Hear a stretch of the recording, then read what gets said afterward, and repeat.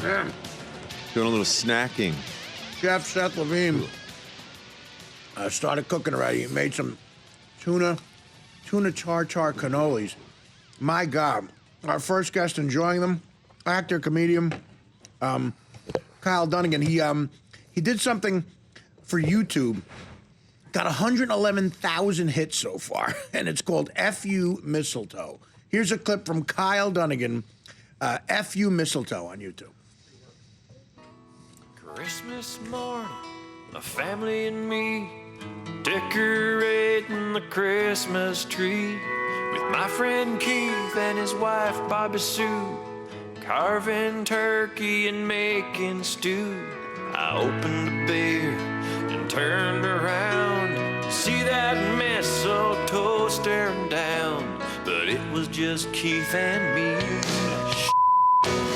You mistletoe, these two cowboys here are hero. You mistletoe, this tradition of yours has got to go.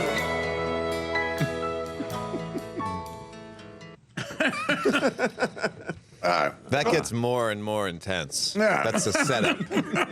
They end up in a bathtub naked. First of all, really authentic. Is that you really singing? I mean, you got a good country singer. What? Yeah, actually, I have a pretty bad voice, but I can sing country well for some reason. Hey, so that's not through like one of those, what do they call it? Auto-tuners? Yeah, you don't do that, right? Now, there's a little, I mean, the producer is this guy, Jim Roach. He's really good, and he made me sound better than I do. But no, it sounds fantastic. That's the key to that working comedically, too. It's got to sound, I mean, you sound like Keith Urban or somebody. Oh, thank you. You play guitar too? Oh, man. I didn't play. Sorry. That's all right. I'm just adding to the country and music authenticity. Yeah. He appreciates the food. That's what that signifies. You play instrument? I do play a lot of instruments, but I didn't play. The guy Jim Roach played. He plays like every instrument amazingly. Right. We did that very quickly. So how intense? Wow. How intense does it get? You guys are in a bathtub, you said? Yeah. At the end, we invent a move called the Sloppy Joe, and it's like meat and tomatoes. And, Really? The Yeah. Sloppy Joe? Is it actual meat? yeah, it's real beef.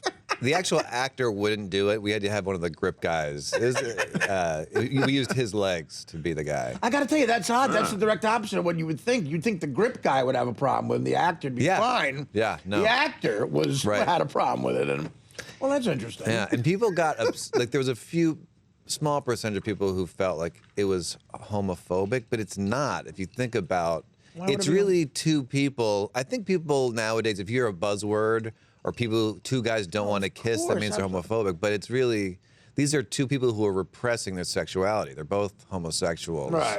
And then the mistletoe brings it out, and then they flower. Yeah, So it's a pro. Again, people are so uptight. I Just know. it's a comedy sketch. Who cares? Right. Who cares? Homophobic? Is that really? We had to call that. It's a comedy sketch. Exactly. It makes me nauseous. Yeah. In the movie Elf, I refused to kiss Will Ferrell on the lips at the end of a scene. And no, it was the movie Boat Trip. If it were a better movie, maybe I would have done it. So mine was about quality. Yeah. Mine was about script quality. Yeah. Not about homo. This was a friend of mine, and if I didn't know him, I might have done it like on the lips. That is odd if you know the guy, right? You got to see him again. You're going to see him again. Yeah. That's why you don't want your doctor to be a friend of yours, you know? Yeah. I know guys who are become really good friends with like their proctologists and stuff like that. Like, really, isn't that odd? To have lunch with the guy afterwards. Or, I don't know how doctors do that. Thank God people still want to be doctors. I don't know how they deal with the grotesqueness of the human body and examining, and then they can still eat lunch, you know? Yeah, I gotta get that. I haven't gotten that checked in years, and I know it's coming. Like, Well, how old are you? How old are you? I'm 42. Really, Yeah. you look young. I'm sure you're healthy. I haven't had that check yet either. Ever? Is it 50 or 40? I think they do a blood test now. They No, do I a mean blood the- test. And no. Keep 50 lying to yourself. Yeah, 50. You have to do the PSA, scope. right? Okay, Is that what it 50, is? not 40. Oh, 50. Yeah. I was talking about the proctology. Yeah, But right. Where they, I've gotten a colonoscopy. I shouldn't have. I had insurance for like 5 minutes. I decided to. Good idea, though. It So you was- check it, Mike. Well, check yeah, it, right? now I know, but yeah, it was not. You ever have that done? Yeah. The prep is the worst. Yeah, no, I mean, absolutely. the actual procedure, they give you the roofie day rape drug. Right. Oh, they do? Yeah, and you don't really feel it. That's you don't the only remember. reason I Yeah. You don't remember Yeah. it? You really don't remember the actual procedure. It's not bad. Well, you know, it's funny. You know how many times I blew it because you can't eat or anything. Right, before? that's the worst part. How many prep. times at 3 a.m. I just said F it? I was out at a bar going, I'm gonna blow another one. Just call up and cancel. It must have been like 10 times before I officially got in there. And then I got in there because I actually had some worries. There were symptoms, like, you know, that I said, Yeah. I was bleeding when I shouldn't be bleeding, and times I shouldn't be bleeding, and, you know. Yeah, this was years ago when I was doing a lot of coke, and I thought something might have affected me, you know. Yeah. So I said, let me get all this straight. And, listen, one way or another, if you do a bunch of coke, it's going to end up with a guy's finger somewhere. So, yeah. I chose it to be a doctor. They don't tell you about. There's a fart room when you go to get a colonoscopy. Yeah. Afterwards, they take you to a fart room, And you just gotta let gas They never out. tell you about it Right. till you're drugged and on your way there.